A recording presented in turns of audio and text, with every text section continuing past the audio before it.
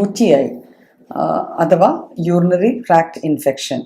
സാധാരണ നമ്മുടെ നാടൻ ഭാഷയിൽ നമ്മൾ പറയുന്നത് മൂത്രച്ചൊടിച്ചിൽ അല്ലെങ്കിൽ മൂത്രത്തിൽ പഴുപ്പ്, ഈ രീതിയിലാണ് നമ്മൾ സാധാരണ കേൾക്കുന്നത്. അപ്പം എന്താണ് ഈ UTI അല്ലെങ്കിൽ യൂറിനറി ട്രാക്ട് ഇൻഫെക്ഷൻ അല്ലെങ്കിൽ യൂറിനറി ഇൻഫെക്ഷൻ എന്ന് പറയുന്നത്?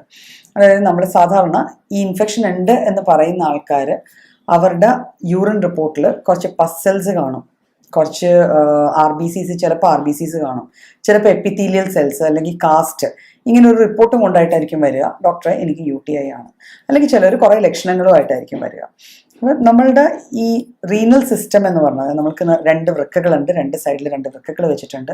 അവിടുന്ന് 2 ചെറിയ ട്യൂബ്സ് വഴി ഇത് നമ്മുടെ ബ്ലാഡർ അല്ലെങ്കിൽ മൂത്രാശയ സഞ്ചിയിലേക്ക് യൂറിൻ ഫിൽട്ടർ ചെയ്ത് വരുന്നു. ഈ ഫിൽട്ടർ ചെയ്ത യൂറിൻ ബ്ലാഡറിൽ നിന്ന് പുറത്തേക്ക് വോയിഡ് ചെയ്യപ്പെടുന്നു. അപ്പം ഇതിനിടയിലുള്ള ഏതെങ്കിലും ഭാഗത്ത് ഏതെങ്കിലും തരത്തിലുള്ള ഒരു ഇൻഫെക്ഷൻ, ഒരു അണുബാധ ഉണ്ടായാലാണ് നമ്മളത് യൂറിനറി ട്രാക്ട് ഇൻഫെക്ഷൻ എന്ന് പറയുക. അപ്പോൾ അതിൽ നെഫ്രൈറ്റിസ് എന്ന് പറയുക, ഇത് ഏറ്റവും മേൽഭാഗത്ത് കിഡ്നീസിലുണ്ടാവുന്ന ഇൻഫെക്ഷനാണ്. അതൊരു ലേറ്റർ സ്റ്റേജിൽ ഉണ്ടാവുന്നതാണ്. ഏറ്റവും ലാസ്റ്റാണ് നെഫ്രൈറ്റിസ് ഉണ്ടാവുക. പിന്നെ യൂറിത്രൈറ്റിസ് ഉണ്ടാവാം. പിന്നെയാണ് ഉണ്ടാവുന്നത് നമ്മൾ ഈ ബ്ലാഡറിൽ ഉണ്ടാവുന്ന സിസ്റ്റൈറ്റിസ്. അപ്പം ഈ ഇൻഫെക്ഷൻസിന് കാരണം എന്തൊക്കെയാണ്? പല കാരണങ്ങളും നമ്മൾ പറയാറുണ്ട്. അതായത് ആദ്യത്തെ കാരണം, മെയിൻ കാരണം എന്ന് പറയുന്നത് ഹൈജീനാണ്. ഹൈജീൻ എന്ന് വെച്ചാൽ നമ്മളുടെ വ്യക്തി ശുചിത്വം. നമ്മൾ പ്രോപ്പറായിട്ട് ആ ഭാഗങ്ങൾ ക്ലീനായിട്ടോ വൃത്തിയായിട്ടോ സൂക്ഷിക്കുന്നില്ല എങ്കിൽ യൂറിൻ പാസ് ചെയ്ത് അല്ലെങ്കിൽ യൂറിൻ വോയിഡ് ചെയ്ത് കഴിയുമ്പോഴത്തേക്കും അവിടെ യൂറിൻ ഡ്രോപ്സ് ഉണ്ട്, ഒരു വെറ്റ് ക്ലോത്ത്സ് ആണ് നമ്മൾ വെയർ ചെയ്യണത്, നനവ് നിൽക്കുന്നുണ്ട്, അങ്ങനെ ഉണ്ടെങ്കിൽ അവിടെ അണുക്കൾക്ക് വളരാനുള്ള സാഹചര്യം കൂടും. ആ ഒരു സാഹചര്യത്തിൽ ഈ അണുബാധ നമ്മുടെ ഈ യൂറിത്രൽ ഓറിഫൈസ് വഴി നമ്മളുടെ ബ്ലാഡറിലേക്ക് പോയിട്ട് ഒരു സിസ്റ്റൈറ്റിസ് അല്ലെങ്കിൽ ഇൻഫെക്ഷൻ നമ്മളുടെ ബോഡിയിൽ ഉണ്ടാക്കുന്നു. അപ്പോൾ ഫസ്റ്റ് കോസ് അതാണ്. പിന്നെ ഒരു കാര്യം കൂടെ എടുത്ത് പറയേണ്ടതെന്ന് വെച്ചാൽ, യൂഷ്വലി ഈ UTI കാണപ്പെടുന്നത് സ്ത്രീകളിലാണ് കൂടുതൽ, പുരുഷന്മാരിൽ ഇല്ല എന്നല്ല. പക്ഷെ പുരുഷന്മാരിൽ ഒരു പ്രായം കഴിഞ്ഞ് മാത്രമേ UTI യൂഷ്വലി കാണപ്പെടാറുള്ളൂ. അതർവൈസ് പുരുഷന്മാരിൽ ഇത് കാണപ്പെടുന്നത് കുറവാണ്.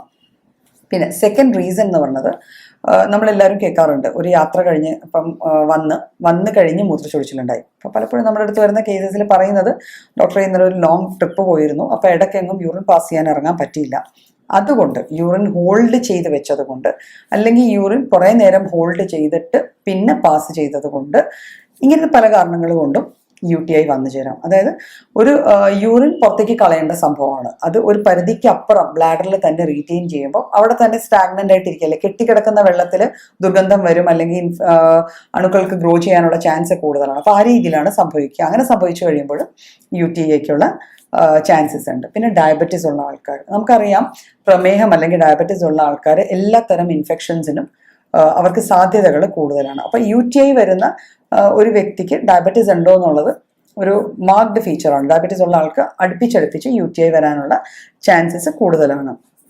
പിന്നെ വരുന്നത് ചില കിഡ്നി സ്റ്റോൺസ്, അതായത് വൃക്കയിലെ കല്ലുകൾ, ഈ കല്ലുകൾ താഴോട്ട് വരികയോ അങ്ങനെയൊക്കെ ചെയ്തു കഴിഞ്ഞാൽ ആ സമയത്തും നമുക്ക് UTI വന്നു ചേരാവുന്നതാണ്.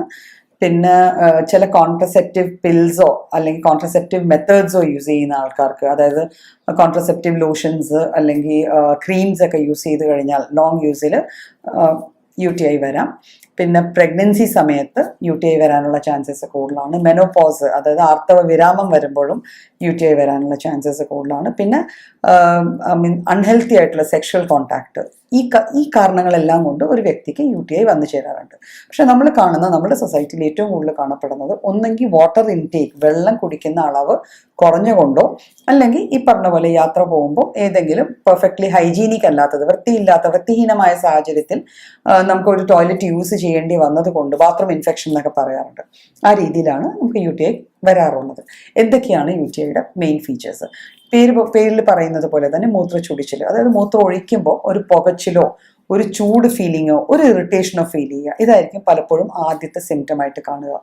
പിന്നെ വീണ്ടും വീണ്ടും മൂത്രം ഒഴിക്കണം എന്നുള്ളൊരു തോന്നൽ, ശരിക്കും ഒരു പ്രാവശ്യം പോയി കുറച്ച് യൂറിൻ പാസ് ചെയ്തു വന്നു വീണ്ടും പോകണം എന്നുള്ള തോന്നൽ, ഈ തോന്നൽ വളരെ സ്ട്രോങ് ആയിട്ടുള്ളൊരു ഏർജായിരിക്കും. ഇത് മീറ്റ് ചെയ്തില്ലെങ്കിൽ പലപ്പോഴും യൂറിൻ ചെറിയ ഡ്രോപ്സ് ആയിട്ട് ഡ്രിബിൾ ചെയ്യുകയോ പാസ് ചെയ്ത് അറിയാതെ മൂത്രം പോവുകയോ ചെയ്യാം. അപ്പോൾ ഇത് UTIയുടെ ഒരു മെയിൻ ഫീച്ചറാണ്. പിന്നെ ഈ ഇൻഫെക്ഷൻ കുറച്ചുകൂടി കൂടി വരുന്ന തോതിൽ തന്നെ നമുക്ക് അടിവയറ്റിൽ വേദന ഉണ്ടാവാം. ചിലവർക്ക് നടുവ് ഭാഗത്ത് നടുവിൻ്റെ അതായത് ലോ ബാക്ക് പോർഷനിൽ ഒരു വേദന ഉണ്ടാവാം. പിന്നെ ഞാൻ നേരത്തെ പറഞ്ഞല്ലോ നെഫ്രൈറ്റിസ്, അതായത് കിഡ്നിയിലേക്കൊക്കെ ഇൻഫെക്ഷൻ പോകുന്ന ഒരു സാഹചര്യം വരുവാണെങ്കിൽ കിഡ്നിയുടെ ആ ഒരു റീജിയൻ, അതായത് നമ്മുടെ നടുവിൻ്റെ രണ്ട് വശത്തായിട്ട്, നട്ടിലിൻ്റെ രണ്ട് വശത്തായിട്ട് ആ ഭാഗത്തും വേദനകൾ ഫീൽ ചെയ്യാം. അപ്പം ഇതാണ് നമ്മൾ UTIയിൽ യൂഷ്വലി കാണുന്ന സിംറ്റംസ്. ഇത് കൂടാതെ നമ്മളിപ്പോൾ യൂറിൻ പാസ് ചെയ്യുമ്പോൾ അതിൻ്റെ കളറിനൊരു ചേഞ്ച് വരും. ചിലപ്പം ഒരു ക്ലൗഡി എന്ന് പറയും, അതായത് ഒരു കലങ്ങിയ രീതിയിലായിരിക്കും യൂറിൻ പാസ് ചെയ്യുക. ചിലപ്പോൾ അതിൻ്റെ കളർ വല്ലാണ്ട് കൂടുതലായിരിക്കും, നല്ല മഞ്ഞ നിറം. ചിലപ്പം അതിൽ ബ്ലഡോ കാസ്റ്റോ ഒക്കെ വന്നു കഴിഞ്ഞാൽ ഒരു രക്തമയമുള്ള ഒരു യൂറിൻ, ഒരു ശരിക്കും കോഫിയുടെ കളർ വരെ യൂറിന് ചിലപ്പം UTI കൂടി കഴിഞ്ഞാൽ ഉണ്ടായെന്ന് വരാം.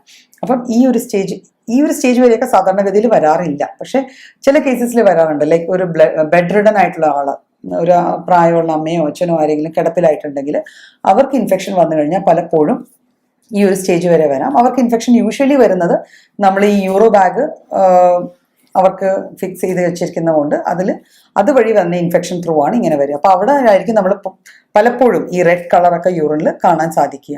അപ്പോൾ ഇത് ഡയഗ്നോസ് ചെയ്യുന്നത് യൂഷ്വലി നമ്മൾ ആ സിംറ്റമറ്റോളജി വെച്ചു പനി കാണാം. ഒരു ഇൻഫെക്ഷൻ വരുമ്പോൾ ഏത് വ്യക്തിക്ക് ഉണ്ടാവുന്ന ഒരു ആദ്യത്തെ ഒരു ഹെൽത്തി സൈൻ എന്ന് വെച്ചാൽ പനി വരിക എന്നുള്ള, പനിയോ കിടുകിടുപ്പോ ഉണ്ടാവാം. അതുകൂടാതെ ആയിരിക്കും നേരത്തെ പറഞ്ഞ സിംറ്റംസ്. അപ്പം അങ്ങനെ ഉണ്ടെങ്കിൽ നമുക്ക് നമ്മുടെ യൂറിൻ ഒരു ലാബിൽ ടെസ്റ്റ് ചെയ്ത് കഴിഞ്ഞാൽ UTI ഉണ്ടോ, അത് ഏത് ലെവൽ വരെയാണ്, എത്രമാത്രം ഓർഗാനിസംസ് ഉണ്ട്, അല്ലെങ്കിൽ എത്രമാത്രം ലോഡ് ഓഫ് ഓർഗാനിസംസ് ഉണ്ട്, അതനുസരിച്ച് ഒരു ഡോക്ടറെ കണ്ട് ചികിത്സിച്ച് മാറ്റാവുന്ന ഒരു കണ്ടീഷനാണ് UTI.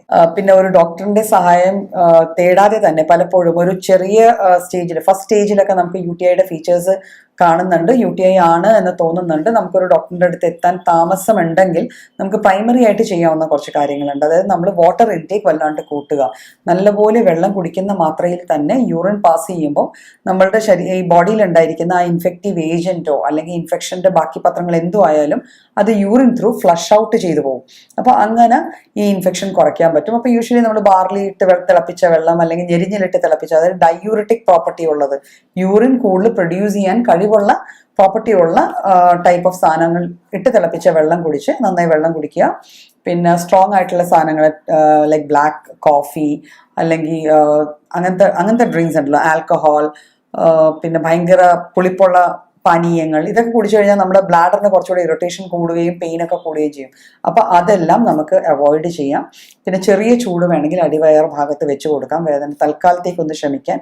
ഇതെല്ലാം ചെയ്തിട്ടും നന്നായി വെള്ളം കുടിച്ചിട്ടും ഇതെല്ലാം ചെയ്തിട്ടും നമ്മളുടെ ഏതെങ്കിലും കാൽപ്പത്ത് പുറത്തോ അല്ലെങ്കിൽ മുഖത്തോ എവിടെയെങ്കിലും നീരോ അസ്വസ്ഥതകളോ കാണുകയോ ബാക്കിയുള്ള അസ്വസ്ഥതകൾ മാറാതിരിക്കുകയോ ചെയ്താൽ നമ്മൾ എത്രയും പെട്ടെന്ന് വൈദ്യസഹായം തേടേണ്ടതാണ്.